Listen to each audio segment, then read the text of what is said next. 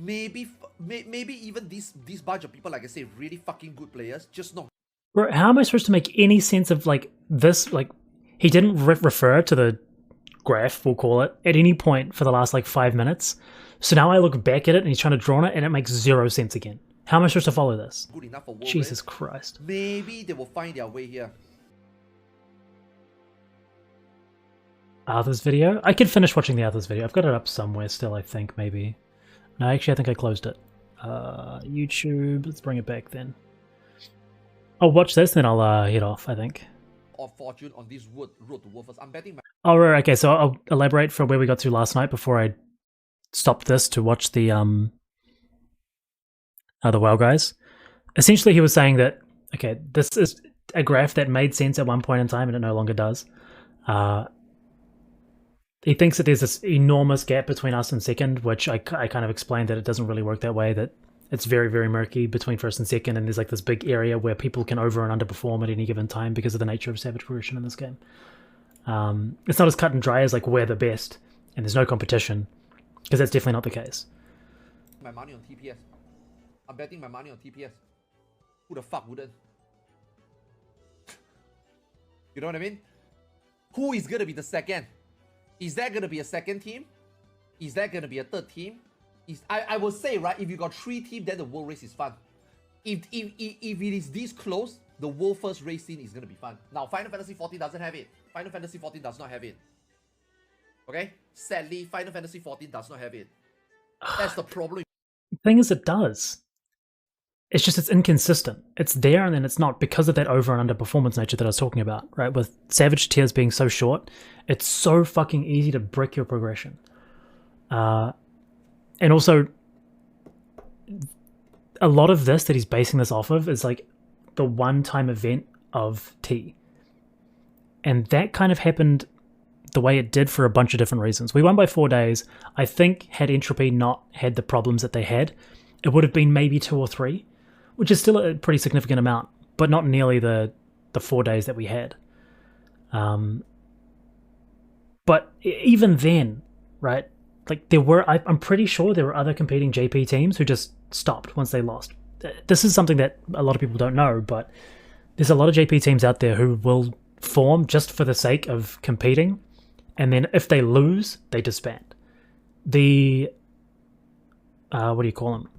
The world first UCOB team, Unending Coil of Bahamut, was a JP group who got together and they said, if by the end of the first week, we, 1, have either lost, 2, haven't seen Enrage, we disband. Right? So they were saying that they either win the race, they know they're ahead, or that's it, they quit after a week. That's just the nature of a lot of these groups. So nobody knew that they were even competing, nothing like that. There was not a blip from them. And so these sorts of things happen in probably most of these races. A lot of groups just sort of come out of the woodworks and then will only report like podium kills. And if they don't get podium kills, they just radio silence. Final Fantasy 14 race scene now. So even like to answer Gorillian's beat message, even in 6.0, yes, a lot of new players comes in. It's not going to change this race scene. It's not going to change this race scene. How are you going to convince me that teams will suddenly pop out and this close to TPS? I don't think that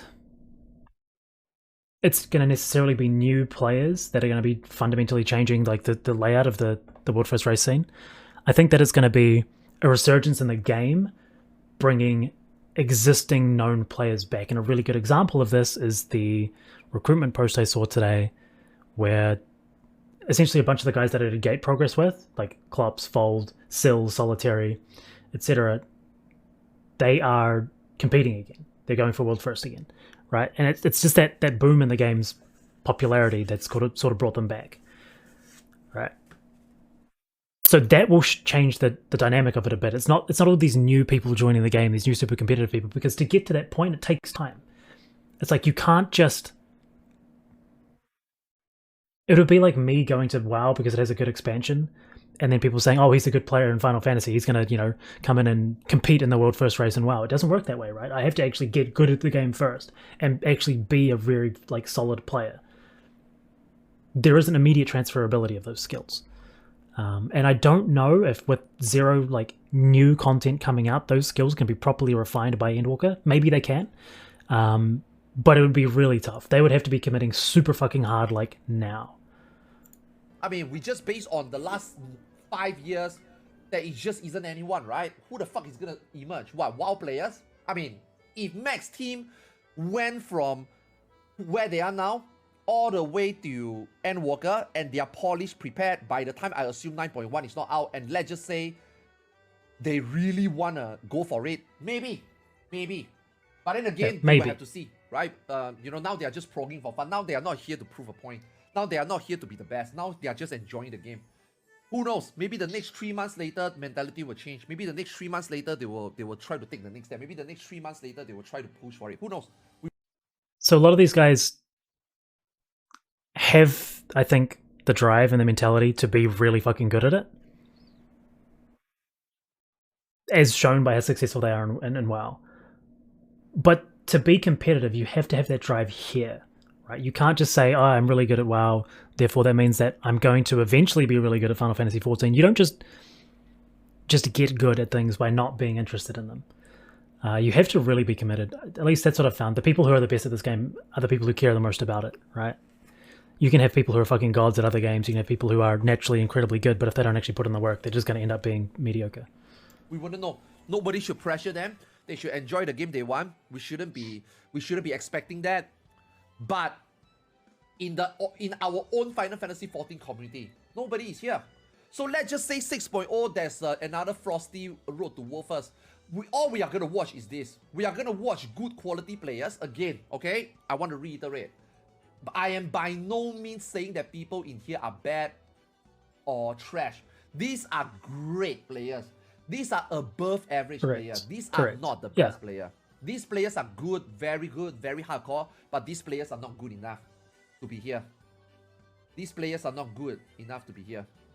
I hope he elaborates. I hope he elaborates on why he thinks that is, because a lot of people have misconceptions about what makes good players in this game. So we'll keep watching it and hope that he goes over it. This is the actual road to World First. This bunch of people that is going to be on Frosty Road to World First, the teams that has always been doing 12-16 hours, they are not good enough. Okay? Now, this is the part 3, where I'm going to name some names. Oriza's group. Good group. Great group. Not good enough. Move. Great group. Great players. Not good enough. Okay? Not good enough for World First. Very good players. Not good enough. People like Momo. Okay, so he's saying names, but he's not saying why. Right? He does go into it. The going into it is really, really important, but okay. Island Destruction. Extremely fucking exceptional players. They will never be here. You start to ask yourself why. These are good players where from the first minute all the way until the end the fight ends at the 12th minute. These are the people that has optimized the strat. These are the people that has tried to min-max the strat. So by the time they keep going at it, you know, as a static, they keep going at it. They got very good pass. They perform very well. They are very good players. Right. They are. I see what he's saying. I am not saying that they are not good players. I feel like the example he used there, which is like the Violent and the Momo, that is like the aim of their team, right? I'm pretty sure you put those guys into a different situation where the aim changes. They will be able to meet those standards of, you know, the different things that actual blind world, like racing tests. But the point he's making now about the fact that they, you know, typically these guys, this team specifically, they have really good week 1 like kill times and things like that. But their week 1 kill date is a little lacking because of that. So there's a trade-off there. That's what he's talking about, I think. Yes. But are they good enough? Are they the strategies that can come up with stuff that they would sacrifice, that they wouldn't mind whether it's downtime, but they find a way, whether it's not optimized, push through, recover, cover for one another, play with each other's mistake, shortcoming, strength in a place for them to be here. Now TPS can do that. That's why TPS is fucking amazing. Okay, what he's talked about there is actually really, really important. He talked about the fact that being a good player doesn't just mean you're good at pushing buttons. It means, more importantly, at the top level, that you're a good team player. Okay? All these Momos, Rin, Violent Destruction, Style, or Riza. Are all these players good enough? We'll see in 6.0. But I want to reiterate, they are very fucking good players. They are the above average good players. They are not good enough for World First race yet. Now, again, your Arthas, you're just talking out of your ass. Arthas, you're just being salty because they are better player than you. No shit, they are better players than me. But my proof is, TPS was able to clear T 4 days earlier than every fucking body else. TPS is World First. And then my JP static, which is not fucking great at all, because I play with them every single fucking day. I play with my JP static every single day for at least 1.5 years. Okay. Oh no. I think I know where this is going. So if he's about to say that because of the skill level that he observes of his JP static, that they're not good, and that them getting second shows that there's a very low bar, that's really bad.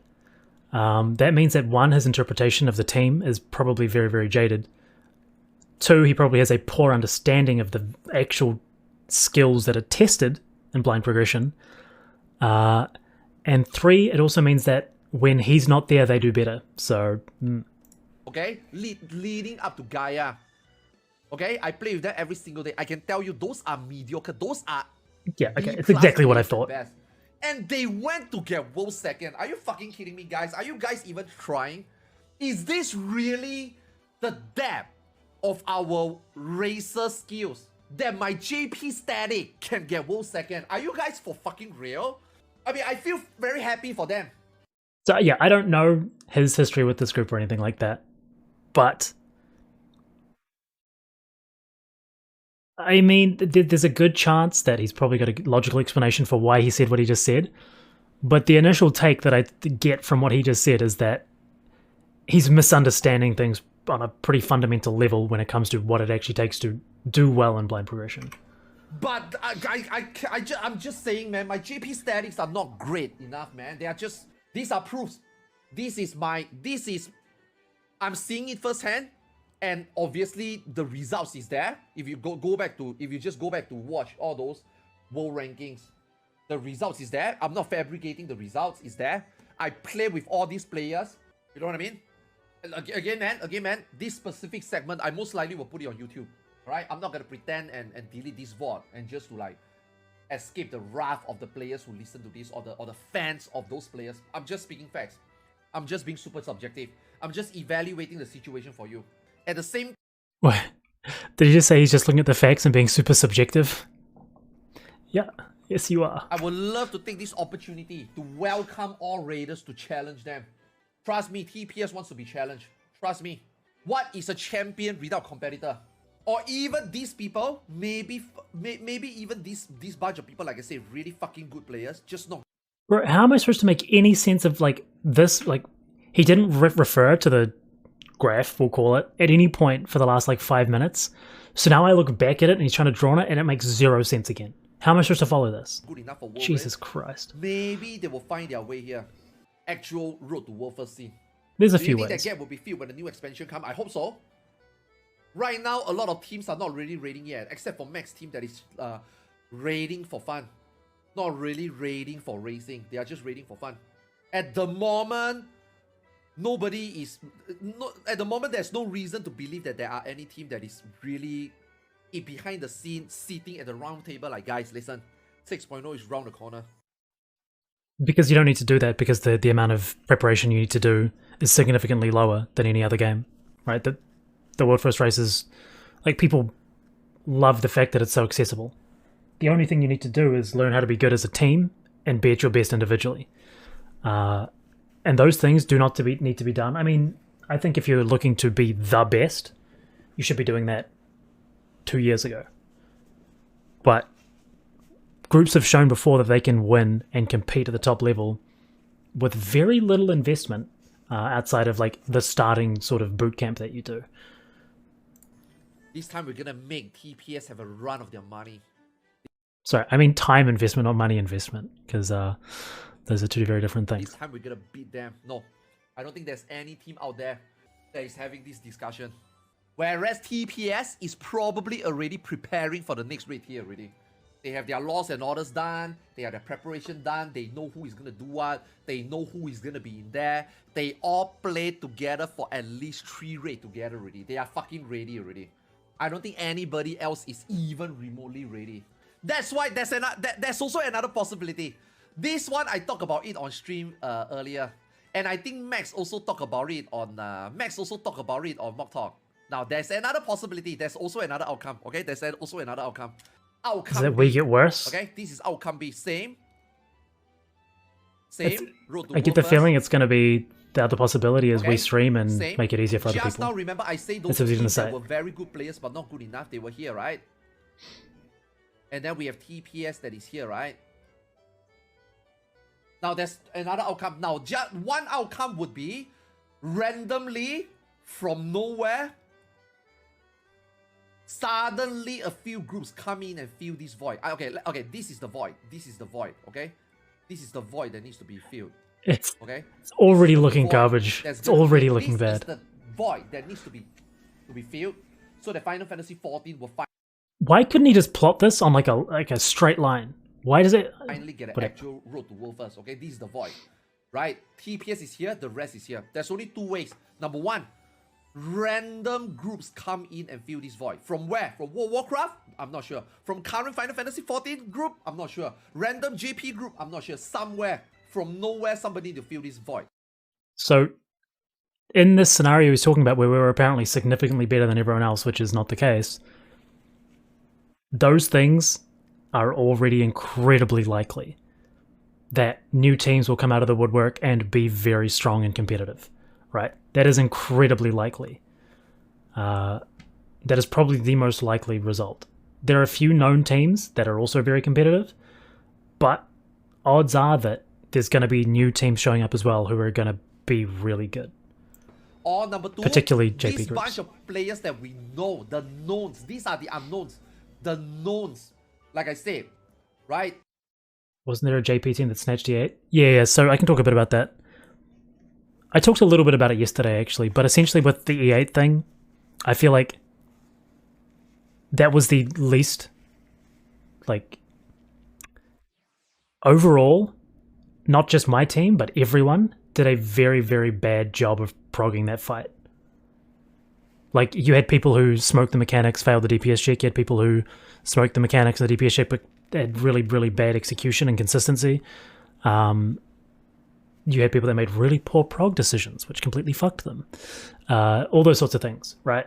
Like, overall, the community's performance on EADS was very low, which is why we had this the very strange thing we had where a team came out of nowhere and snatched it. But yeah, Shiva not stumped a lot of people, but it tripped a lot of people up. And I don't think because it was hard, and I don't think it was because it was tuned super hard, and a lot of people actually have this misconception that E8S is tuned obscenely difficultly. Sure, it's a tighter check than most in this expansion, but it's by no means like out of anyone's reach. You got to consider, like, the World First comp used garbage strats, a garbage comp, didn't get the buff, and they still beat it. Right? That should tell you that it is not this obscene check like we're talking about, like a lot of people say. The reason that Shiva was, like, played out the way it did was from community-wide just misplay, right? If my group didn't misplay, we would have... I think it was killable day 1 if we were better, but we weren't. And we played for that. What we should have done is probably killed it about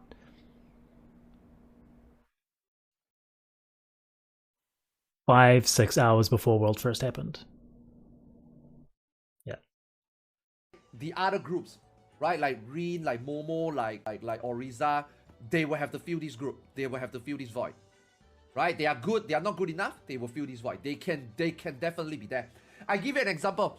If in TPS you replace, let's just say for example Kyonu. Let's just say for example. I've heard a little bit about this take, and I'm probably going to disagree with him a lot here. If you take Kyonu out and you put Momo in, they will still be world first. See, that right there is kind of showing us misunderstanding what actually makes a player really, really good in progression. We don't know Momo, right? we in our team know exactly how big a contribution Keo is, right? That dude is practically irreplaceable. And a lot of people feel the same way about, virtually everyone in the group except me because I'm trash. And also Sindelf. Sindelf's fucking garbage. He can get replaced. But, you can't just swap someone out because you lose all those intangibles that they have, right? All these, non-measurable things that they have that they bring to a group. Sitting from the outside, you don't see these things. Why someone is very valuable and why someone is incredibly good in world progression. Because if all you see is the pass at the end of week 1, or you see is how they function in a different team, it's a completely different dynamic. It's a completely different just thing that you're looking at. Because Momo is a fucking good player. I think Momo can operate in the world first. If you take Sindorf out and then you put Violent Destruction in, I think Violent Destruction will be world first. You take Sindorf out and you put Rin in, Rin will be world first. This isn't a slight to either of those guys, but that is just absolutely untrue. Again, Sindorf is full of bad takes, but you can be full of bad takes and be a very good player. Sindorf's incredibly good in progression. Incredibly good in progression. And from what I've seen of those guys, they're not on that same level. If you take whoever the Bard is in here and you put Style in, I think Style will be worth. The Bard? Do you know that Phantom is literally the dude who is the strategist for our team, the dude who comes up with most of our strats? The Bard and replaced with Style. Not a slight to Style, but it's so different, dude. It's insane. It just shows that there's just this complete misunderstanding of where ability lies and what's actually important. Good lord. Because they are good players. Okay? They are good players. But collectively as a group with the players they are playing with, they are not good enough to challenge them as a team. Individually, I think they are all one-to-one exchangeable good enough. But collectively, I think there are people who are at or around that level, right? But I think that there is a bit of kind of dissonance there between what actually is a very, very strong progression rater and a good player, right? Because you can be a good player and not be good at world progression. And he's missing that connection there.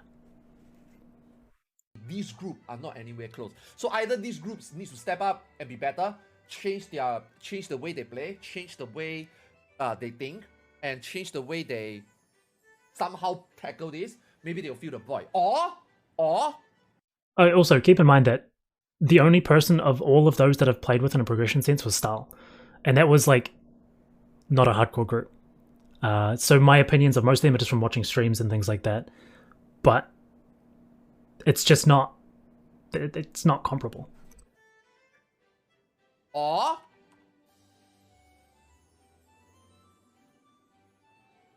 EPS would have to suck it up and take step backward. What do you mean suck it up? Now, how do TPS take this step backward? Right, so this is streaming. How will TPS go from here to here, taking a Stream. step backward? Stream. Right. Or we just play like shit, like we did in Verse. Right? So the thing is, we don't just exist in this little bubble down here that he's talking about. Can you guys see that? My cursor? No, you can't. Whatever. You guys get the point. That little bubble where I'll just do this. This little bubble right here, we don't just permanently exist here. We are forever in this zone. Obviously, the goal is to shrink that down to only being at top performance at all times, but especially in Savage, there's such room for fluctuation in your overall performance that's more or less how it ends up. That's the zone you occupy. So yes, the quality, yes, the competition will be stiffer, the competition will be tighter, but this can be a good road to world first. The competition would be tighter, but would it be more competitive? I don't think so. If you try to think of it in the way that he's doing it, right, where it's a linear progression of skill, right? that in this example, and I'm not saying this is how it is, in this example we're a 10, would us streaming put us to an 8, or would it bring everyone else to a 10? It's really hard to say. To agree, Final Fantasy would race strategies over execution. Yes, but that doesn't mean that the execution is important. Like, they're both very, very, very important. I just think there's more of an emphasis on strategy than there is in the other game. And this isn't like a competition thing, it's just the way that it is. And I think they have more of an emphasis on execution than strategy than there is in Final Fantasy. You know what I mean? This is the only two outcomes. Somebody be better and challenge them, or they eat the humble pie and they go back. You don't think that's a good world fate? It will be. It will be. It will be a scuffed road to world first. But it will be a good road to world first. Because if they do this and they stream, then obviously getting first is not priority anymore. The priority would be enforcing this scene. The priority would make this... The priority That's would true. be solidifying this scene. Well, so that going into future raid here, going into future patch, this scene will be fun. It is possible to have both of them be the priority at the same time. But striking that balance means that you are giving up some of your... not even advantages, some of your... you're just getting a chance to win, essentially. By streaming, you're saying that you have to be so far ahead of everyone else that the fact that they can copy you doesn't mean anything because you're too far ahead of them to begin with. That's what you need to be able to do to be able to stream this game and win. And it's like, it just... whew, that's tough. That's really, really tough. Because at some point, if you hit a wall and everyone else is there before you, well, everyone else is there with you now because you've shown them everything, someone else can figure out one mechanic before you, and that's all that matters.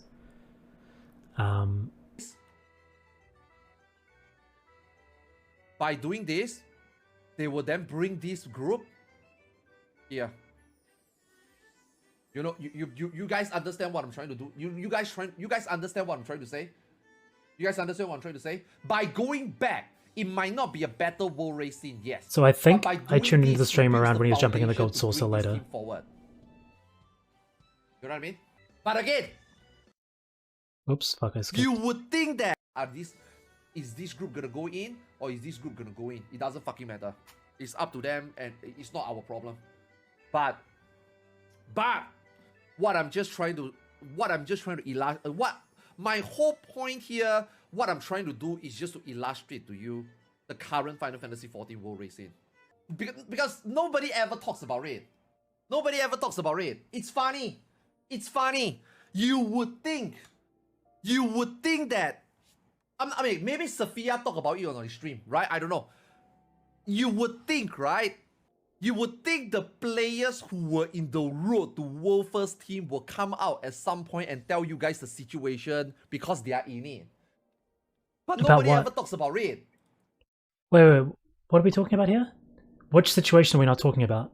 I feel like I talk about Raid a fuck ton. Turns out a random 40-year-old guy that is not even racing figured it out. Oh, all of this? I feel like I talk about this a lot, don't I? I don't talk about it in the way that he has because I think the way that he has is a little bit incorrect. But I do talk about the race a lot. Understand how... But yeah, so it's... I think it's a pretty big misunderstanding by him of what is making good teams good and where the differences actually lie. But he had a lot of good points. Thank you guys and see you around.